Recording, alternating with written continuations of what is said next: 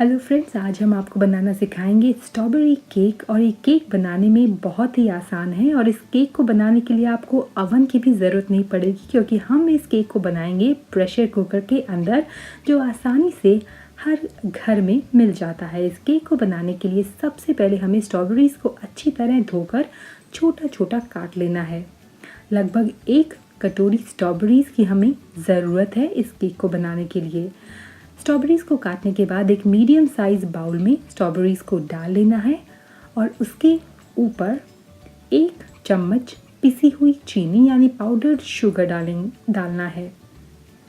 साथ ही 1 teaspoon flower यानी आटा हमें इसमें ऐड करना है।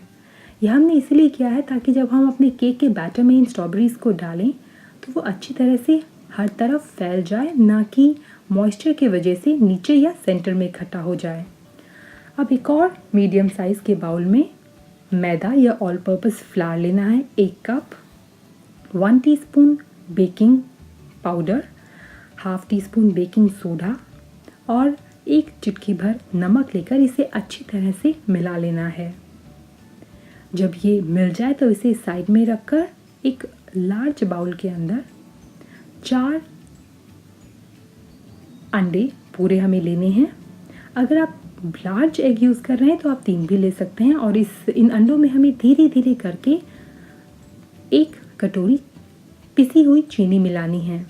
ध्यान रखिएगा कि एक साथ हमें पूरी चीनी नहीं मिला रही है, थोड़ी थोड़ी करके अंडों में चीनी मिलानी है। उसे अच्छी तरह फेंट लेना है, विस्क कर लेना है।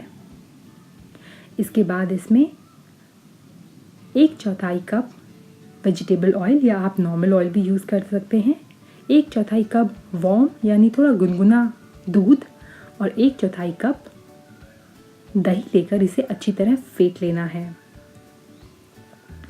इसमें 1 टीस्पून वेनिला एक्सट्रैक्ट या वेनिला एसेंस मिलाना है और फिर दोबारा से इसे अच्छी तरह विस्क कर लेना है। विस्क तब तक करना है जब तक उसके ऊपर अच्छी तरह से झाग ना बन जाए, फ्रॉथ ना बन जाए।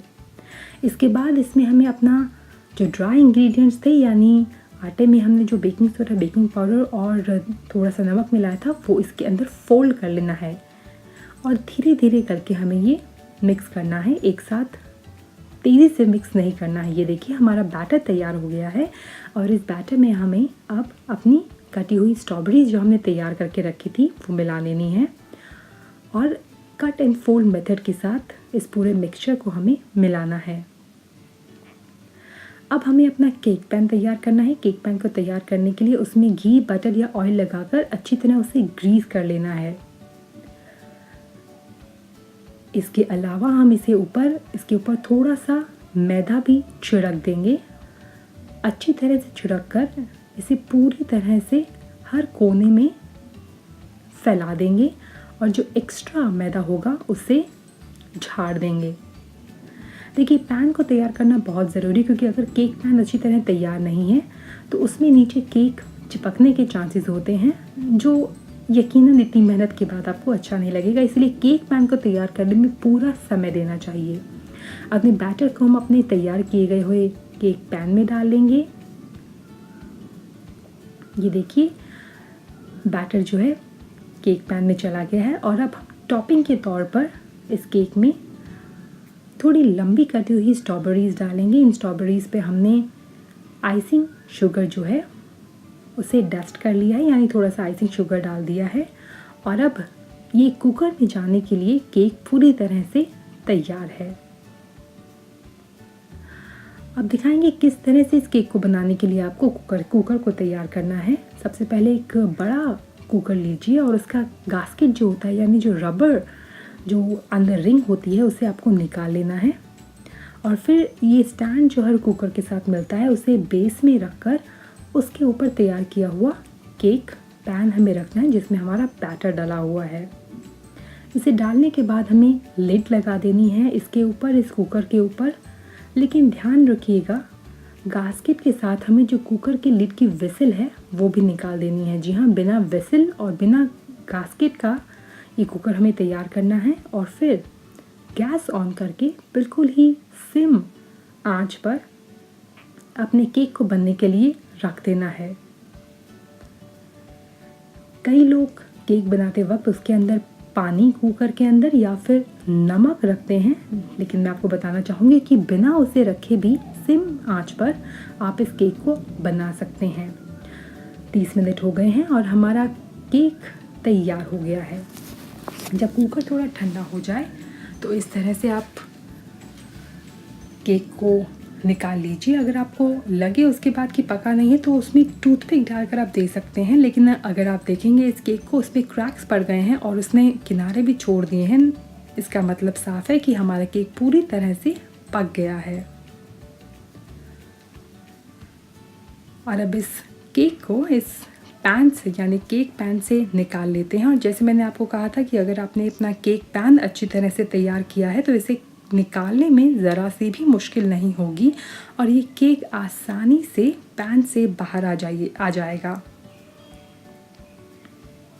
ये देखिए।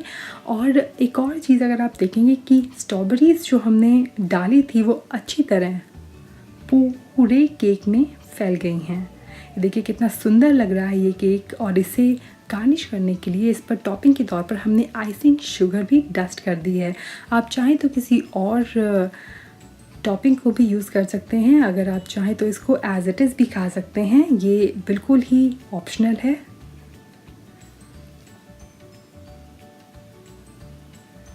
और हम आपको दिखाना चाहेंगे कि कितना ये जो केक है सॉफ्ट बना है, कितना मॉइस्ट है। इसके अलावा हमने स्ट्रॉबेरी सॉस भी तैयार किया है अपने केक के लिए, जिसके लिए हमने स्ट्रॉबेरीज़ को चीनी के साथ पैन में रिड्यूस किया था और फिर उसको मिक्सी में पीस लिया था। आशा करते हैं कि आप भी इस केक को तैयार बनाएंगे और इन्जॉय करेंगे।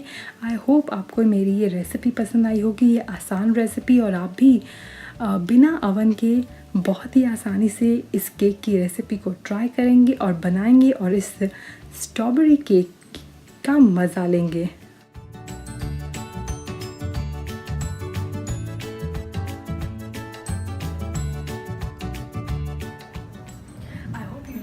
Simple fresh strawberry cooker cake recipe. For more recipes, keep watching and do subscribe. Until next time, bye bye.